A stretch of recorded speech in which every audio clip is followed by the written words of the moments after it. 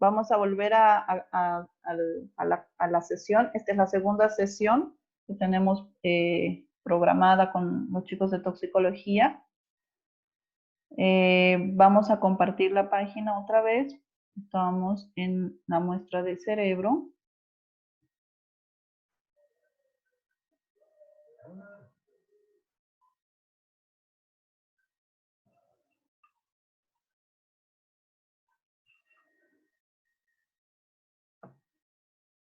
Bien, pueden observar las diapositivas, ¿verdad?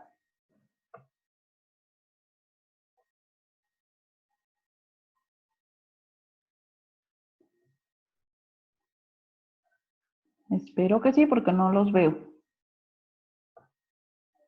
Ahora han decidido todos desaparecer sus caritas. Nadie quiere mostrar su cámara. Bien, entonces vamos a continuar, por favor, con la presentación. Estoy terminando de aceptar a los demás compañeros. Bien. ¿Se escucha correctamente? Sí. Ya. Sí. Listo. Entonces, cuando ustedes deseen participar, no se olviden activar su micrófono para poder hablar. ¿Ya?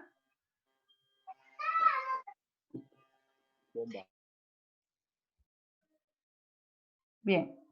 Entonces, estábamos hablando sobre los plaguicidas. ¿Alguien quería contestar? Creo que era Juan Luis que quería contestar un ejemplo de plaguicidas. José Luis, perdón. ¿Qué tipo de plaguicidas? Un ejemplo de plaguicidas, José Luis.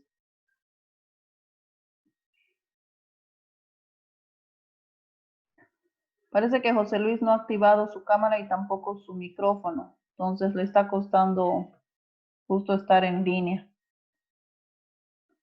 ¿Alguien más que pueda dar un ejemplo de plaguicida? Los organoclorados. Ya. Como insecticidas, ¿no? Los órganos fosforados. Ya, muy bien. Carbamatos. La escuché, Maricel, la escuché. Tranquila. Ya, está muy bien. ¿Ya? Bien, también estos entonces tienen la capacidad de depositarse en el cerebro y podemos encontrar a estos tóxicos cuando nos llega un cerebro al laboratorio. Y solventes orgánicos. Detergente de lavar, Claro, los lavavajillas tienen solventes orgánicos, pero ¿se acuerdan de algún ejemplo específico de solvente orgánico? Diésel. ¿Ahí quién está hablando? Diésel, queroseno, Juan. Ah, ok, Juan. Diésel, gasolina, el querosén, ¿qué más? El silol, el tolueno y el benceno. ¿Se acuerdan? Tolueno y el benceno. Exacto, ¿sí? Estos también se depositaban en el sistema nervioso central y se pueden depositar también en el cerebro y los podemos investigar en este órgano, ¿sí? Y como tóxicos orgánicos, ¿se acordarían de alguno? ¿A qué consideramos como tóxicos orgánicos?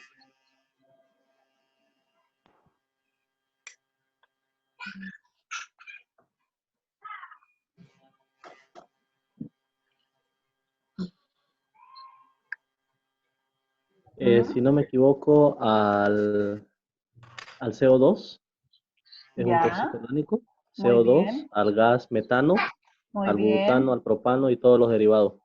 Los derivados, exacto, los derivados del dióxido de carbono y el monóxido de carbono y también aquellos derivados nitrogenados son considerados como los tóxicos orgánicos. Sí, muy bien, entonces me alegra saber que están bien, digamos, en cuanto a conocimientos del anterior semestre. Realmente es satisfactorio saber que no han sido las clases en vano.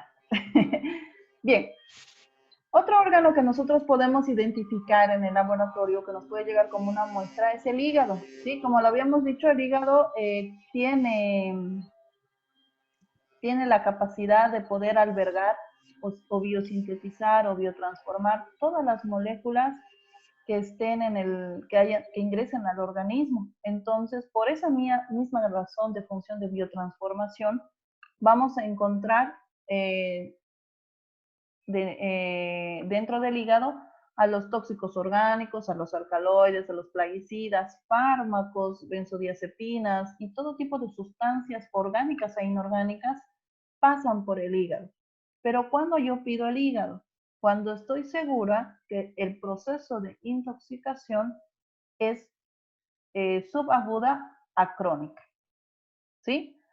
Difícilmente en una intoxicación aguda vamos a encontrar grandes lesiones en el hígado, ¿sí? Normalmente cuando es una intoxicación y una muerte letal, eso quiere decir una intoxicación aguda y muerte letal del occiso, no vamos a encontrar grandes lesiones en hígado, pero sí vamos a encontrar en las vías de ingreso, ¿sí? Si es oral, entonces lo que vamos a encontrar, las lesiones más fuertes van a ser en el estómago, en el duodeno, y obviamente esto va a afectar al cerebro y al corazón, ¿sí? Porque va a ser por una falla funcional cardiorrespiratoria que los pacientes normalmente llegan a morir, ¿ya? Entonces, el hígado va a ser un órgano que nos va a interesar cuando la intoxicación sea de subaguda a crónica. No nos olvidemos que en tóxico 1, entre las primeras clases, habíamos clasificado a las intoxicaciones por 3 tipos, ¿se acuerdan? Intoxicaciones agudas, que duraban menos de 24 horas, intoxicaciones subagudas de 1 a 3 meses, e intoxicaciones crónicas, que son más de 3 meses. ¿Ya? Entonces, tomando esa consideración, el hígado puede ser una gran herramienta de trabajo siempre y cuando sea una intoxicación que se sospeche que sea de subaguda a crónica. En el caso del estómago, el estómago nos va a dar información importante cuando tratemos de identificar álcalis y ácidos concentrados, ¿sí? Ahí tienen ustedes en la imagen un estómago prácticamente requemado, ¿sí? Por un álcali o por un ácido fuerte que ha sido ingerido por ese paciente. Puede pasar que en una vendetta, que es muy común entre las bandas de narcotraficantes, alguien trate de eliminar a su oponente maniatándolo y haciéndole tragar el mismo cloruro de sodio, el mismo hidróxido de sodio que utilizan, o el hidróxido de potasio que utilizan para la destilación y la purificación de los alcaloides en las famosas fábricas clandestinas. Y no estamos lejos cuando les comento un caso verídico. En el Chapare, en una ocasión, se encontró una fábrica clandestina, pero abandonada. Y cuando empezaron los oficiales de los Rangers a hacer el barrido del lugar y el aspirado del lugar, encontraron un cadáver de un individuo sentado y maniatado, prácticamente calcinado, ¿sí? Y encontraron varios bidones de gasolina alrededor de él, ¿no? Entonces, ese individuo había sido torturado y ha muerto inicialmente por intoxicación de gasolina. Pero luego fue incendiado, además de eso, para tratar de borrar cualquier tipo de huella en el ataque, ¿no? Entonces, ese es, por ejemplo, un ejemplo de cómo, por ejemplo, les va a llevar el estómago o una muestra de estómago. Bien, en cuanto al riñón, entonces, vamos a utilizar el riñón. Voy a silenciar a alguna nena. Eso, ahora sí. Bien, en cuanto al riñón, el riñón siempre va a ser un órgano interesante, o el pedazo de tejido del riñón que se nos envíe, para poder determinar los metales pesados, como el plomo, mercurio y talio, ya que, como ustedes saben, los metales pesados no se logran biotransformar en el organismo y se empiezan a depositar inicialmente se depositan en los órganos de excreción, es decir, en los pulmones y en el riñón, pero posteriormente logran llegar a los órganos blancos. En realidad, para ninguno de los metales pesados, el órgano blanco o la célula blanco de ataque va a ser el riñón y el pulmón. Estos son accidentales porque el organismo, en forma de defensa, trata de eliminarlos por estas dos vías. Al no poder hacerlo, los metales pesados logran viajar por el torrente sanguíneo hasta poder depositarse en los órganos blancos, que eran el sistema nervioso central, netamente el cerebro y la médula ósea. Entonces, inclusive estos metales pesados pueden llegar a depositarse en los músculos. Entonces, vamos a encontrar, cuando estemos analizando el riñón, normalmente vamos a poder encontrar metales pesados y también aplica para estos mismos, para el músculo y para la médula ósea y los huesos, también los metales pesados.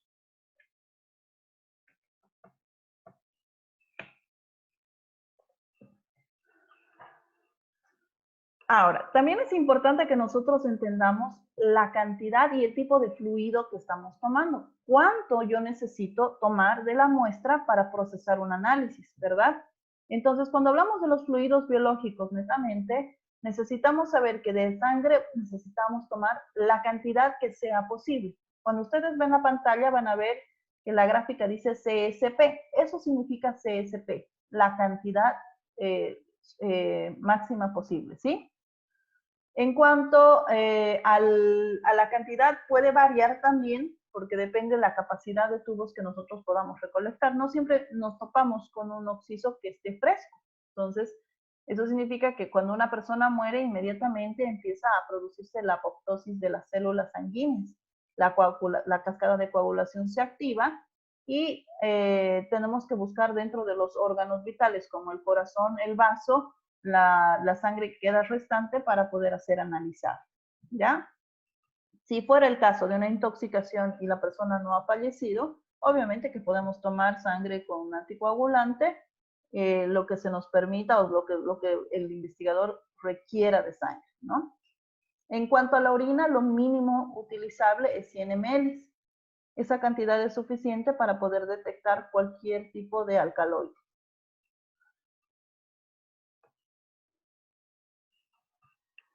En cuanto al humor vítreo y la bilis, todo lo posible, ¿sí? La cantidad, la mayor cantidad posible. Ustedes saben que en el tema de humor vítreo, las cantidades son mínimas. Si logramos obtener suerte, podríamos llegar hasta 1 ml de absorción, ¿no? Entonces, son pequeñas cantidades. Y en cuanto a la bilis, hay que ver si hay accesibilidad a ella. Si es que hay accesibilidad a ella, podríamos tener. Se utiliza mucho la bilis para la identificación de bastantes, de diferentes tipos de tóxicos, ¿sí? Por el mismo hecho de la biotransformación que sucede en el hígado. Y luego cuando se trata de eliminar en el organismo el tóxico, precisamente sale en el líquido, en el fluido biliar, ¿ya? Bien. Ahora, cuando hablamos de sustancias que no son biológicas, como por ejemplo los polvos, los líquidos, algún tipo de alimento que esté involucrado en el empapado en un tóxico, alguna prenda de vestir involucrada en el lugar del hecho o los utensilios que hayan sido utilizados, bueno, todo lo que podamos recolectar, ¿sí? Todo lo que podamos recolectar, sea un pedazo, la unión nos va a servir, no tiene un límite específico, ¿ya?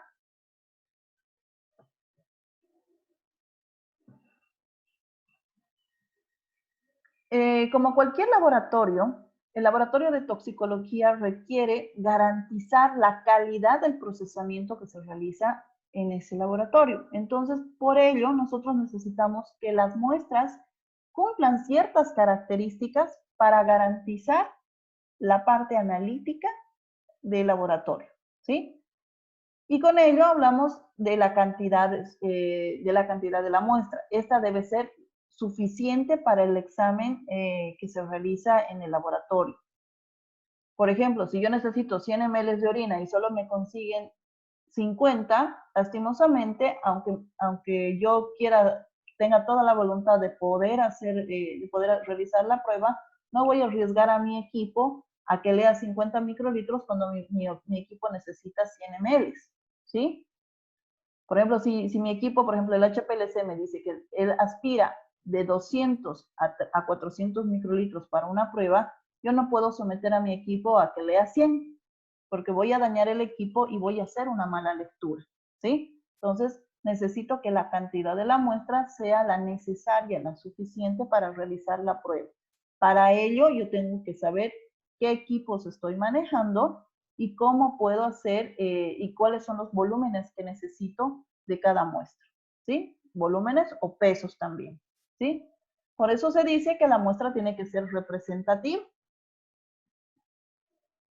Cuando hablamos pero de representatividad, no se olviden que no solamente hablamos de que sea la cantidad suficiente, sino que también cumpla con las condiciones ideales para la toma de muestra, ¿sí? Es decir, que sea la parte, en este caso, por ejemplo, más llamativa. Si es una mancha de sangre, entonces tengo que tratar de hacer el hisopeado tratando de absorber la mayor cantidad de la sangre que está impresa en un tejido, pues, o en una polera o en una prenda de vestir, ¿sí?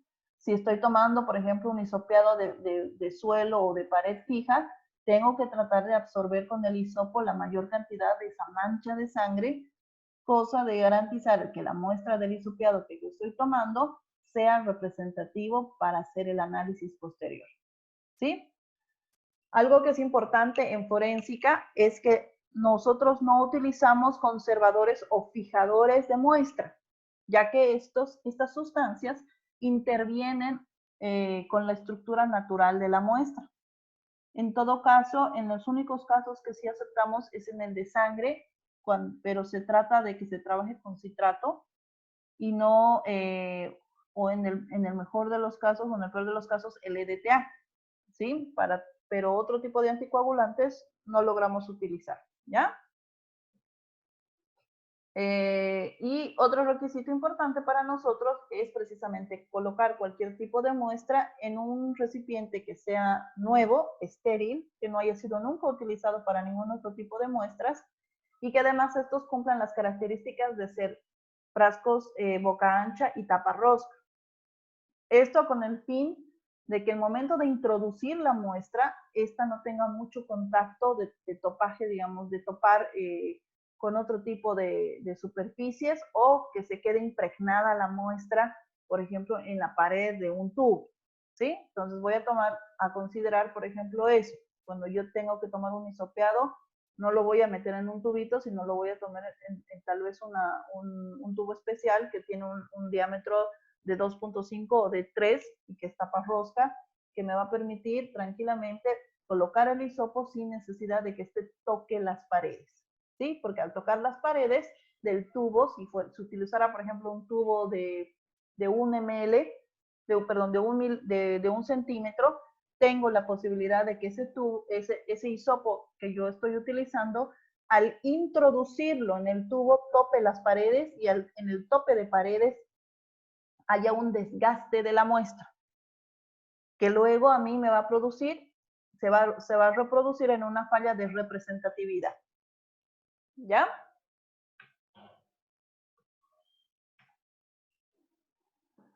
Bien, entonces, además de ello, necesitamos que las muestras estén debidamente identificadas y rotuladas, que la remisión de estas muestras se haga netamente conservando lo que es la cadena de frío y la cadena de custodia. No se olviden que todos aquellos fluidos biológicos y tejidos biológicos van a requerir una temperatura entre 4 grados centígrados hasta menos 10 e incluso hasta menos 20 grados centígrados, ¿sí?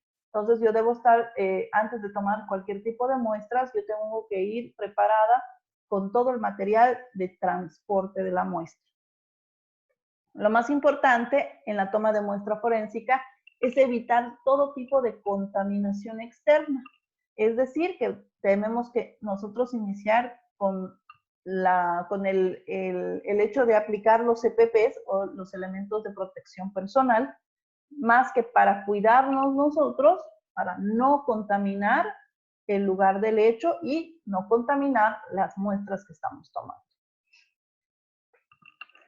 Por otra parte, tenemos que tomar en cuenta el lugar de conservación, el medio y el transporte de estas muestras. Evitar el uso de los conservantes y, más que todo, por favor, mantener el protocolo de la cadena de custodia. Esto garantiza de que las muestras que han sido tomadas en el lugar del hecho no han sufrido alteración alguna hasta llegar al laboratorio, que es donde se procede a su análisis. Y todo tipo de muestra viene empaquetada en forma individual y rotulada en forma individual, junto con un formulario que presenta un pequeño resumen del caso, del diagnóstico, y un formulario donde uno acepta que no ha habido contaminación de la muestra y el que recibe en laboratorio firma y coloca su nombre como constancia de aprobación de las muestras, ¿sí? Entonces, aquel personal que esté vinculado con este tipo de muestras y no tome las debidas recomendaciones, lastimosamente puede llegar a tener infracciones de tipo penal. Es por eso que existen estos formularios de descarte.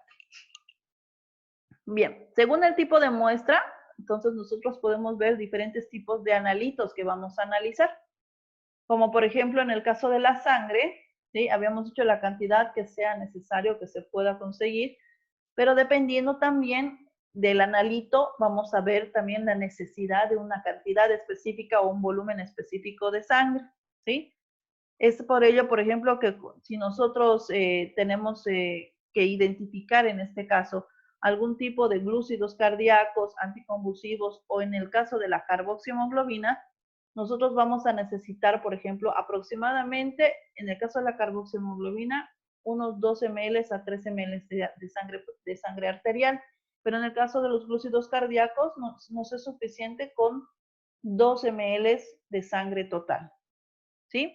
En el caso de la orina ya lo habíamos dicho que son 100 ml y vamos a encontrar todo tipo de medicamentos, alcaloides y tóxicos orgánicos que se puedan eliminar por la vía urinaria. Cuando hablamos de contenido gástrico, por ejemplo, necesitamos por lo menos 50 ml, ¿sí? Y cuando se habla de lavado gástrico, en el caso de una intoxicación, bueno, todo lo que puedan aspirar en el momento de hacer el lavado gástrico nos va a ser útil, siempre y cuando se haya tomado lo más antes posible y en el caso del contenido sea por lo menos hasta 4 horas desde que se ha tomado el tóxico que produce la intoxicación.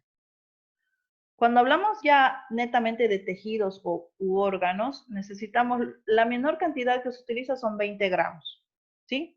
Llegando a un tope en algunos casos de hasta 100 gramos como los músculos, ¿sí? O un término medio de 50 gramos como en el caso del cerebro. En el cerebro, como ya habíamos dicho, vamos a poder diagnosticar diferentes sustancias como los alcaloides, los hipnóticos, algunos narcolépticos, etc. En los riñones, netamente aquellas sustancias que son sulfaminadas, pero también podemos encontrar también los alcaloides y otro tipo de solventes orgánicos. En el pulmón vamos a encontrar los alcaloides como la cocaína, la heroína, etc. Y los músculos normalmente van a ser utilizados cuando se sospeche que los tóxicos hayan logrado difuminarse por el organismo y se estén empezando a depositar ya en tejidos periféricos. Ahora, es importante también saber que cuando nosotros tomamos una muestra, tenemos que estar seguros de cuánto es el tiempo que nuestro paciente o que el occiso ha estado en contacto con la muestra.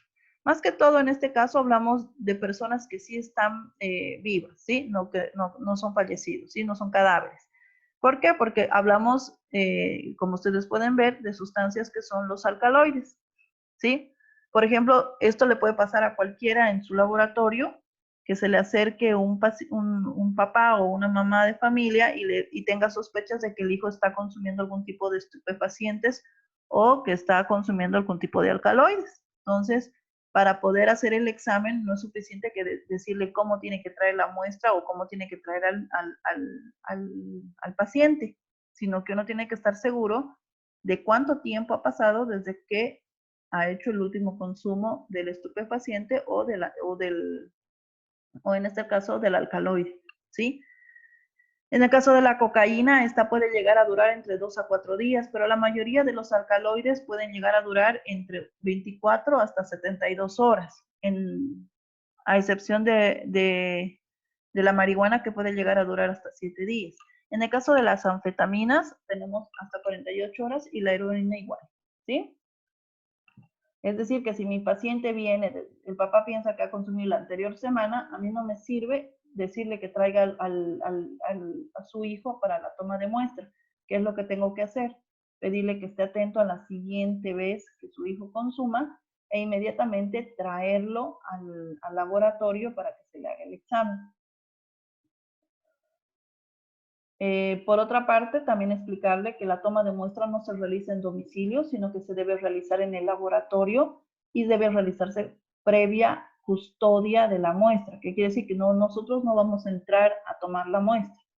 Sí, la muestra de orina la va a recolectar el paciente en el baño del laboratorio, pero con un custodio. Es decir, que tiene que ingresar una persona, un familiar de él, a ver cómo recolecta la muestra, para que éste no pueda diluirla, ni echarla, ni cambiar la muestra por otra orina. ¿Sí? Bien, aquí tienen otros ejemplos como la morfina, el alcohol y las benzodiazepinas, como les decía, que pueden durar hasta 6 semanas en caso de que el consumo de benzodiazepinas sea asiduo, es decir, que sea un consumidor o un adicto ya consolidado.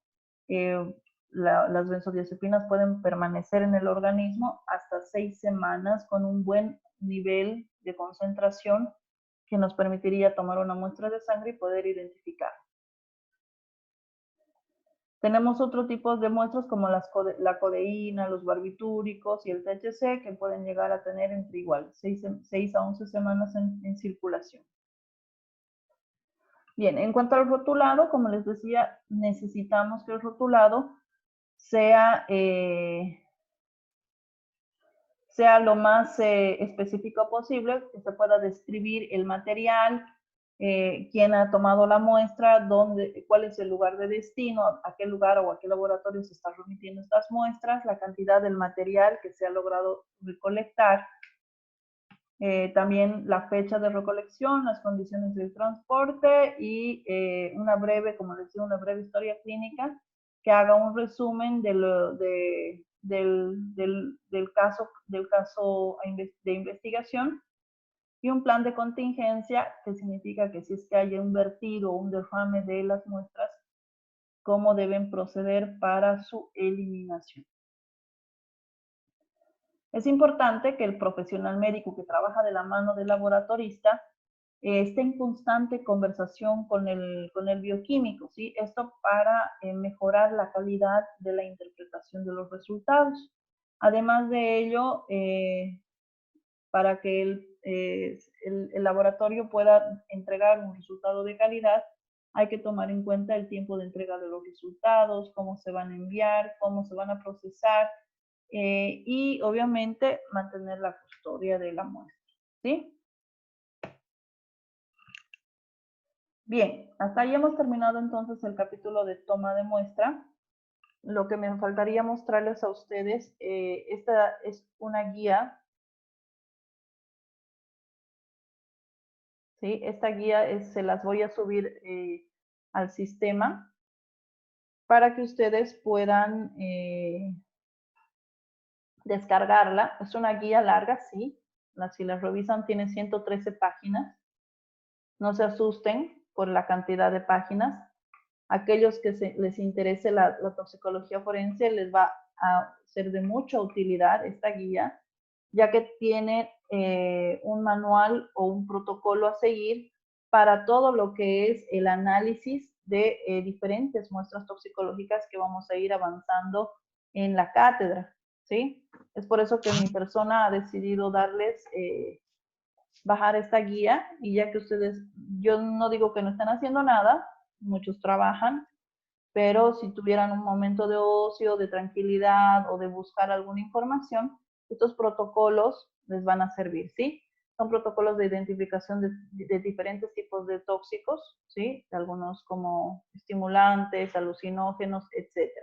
Ya nos quedan solamente 10 minutos de nuestra clase, ¿sí?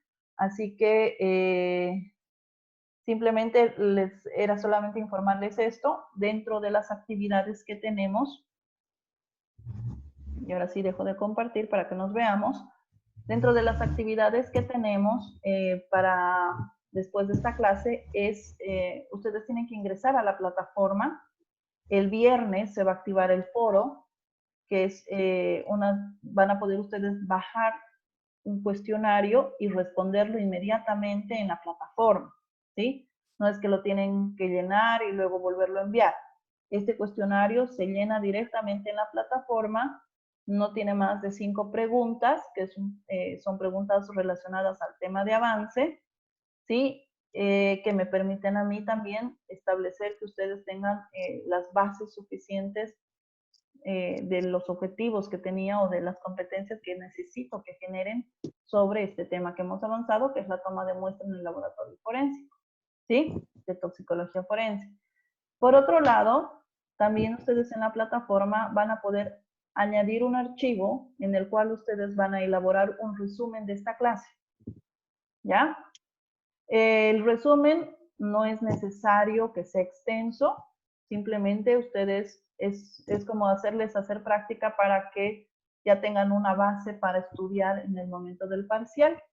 Entonces, pueden hacerlo en forma de diagrama de flujo, pueden utilizar simplemente algunas imágenes que son referentes a las tomas de muestra. Puede ser solo media página de un resumen concreto de lo que ustedes consideran que es importante de este tema y lo suben a la plataforma. En caso de que hay algunas personas que no se han inscrito a la universidad todavía, lo que vamos a hacer para que yo tenga constancia es que me lo van a mandar a mi correo electrónico, ¿sí? Y yo voy a transmitir esos informes en mi plataforma, ¿sí? Para que cuando haya una auditoría yo pueda mostrar que ustedes también, pese a que no han estado inscritos, han estado trabajando de la misma manera que los alumnos que están inscritos. Se entiende que estamos en una situación no habitual. No todos, en este caso los alumnos de provincia no todos tienen un banco fácil en su provincia, entonces a veces se dificulta el depósito también a la universidad y por otra parte sabemos también que la situación económica en algunos casos está incierta, ¿no? Entonces no se preocupen por eso, igual las clases virtuales las podemos seguir llevando y las tareas las vamos llevando en el correo electrónico. Todo lo que nosotros avancemos en la clase virtual, más la documentación que ustedes van a revisar en la plataforma, también se las voy a mandar al WhatsApp, ¿sí? Por si es que tuvieran algún problema y no pudieran entrar a la plataforma, me he dado la molestia de pasarles el contacto de los 3 ingenieros en sistema que van a estar atendiendo cualquier consulta o problema que tengan con la plataforma, ¿ok? Bien, ¿tienen alguna duda sobre la tarea, sobre cuándo van a entregar los informes? El informe se entrega el viernes, antes de nuestra clase. Tienen desde las 00 horas del viernes 3 hasta las 11:59, antes de que sea el 4, ¿ok? 2, igual en el mismo periodo de tiempo, ustedes tienen para llenar el cuestionario de la plataforma, que solo son 5 preguntas, no son más, exagerando, ¿sí? Posiblemente sea solo 3. He metido solo 3 y voy a ver si meto 2 más, ¿ya?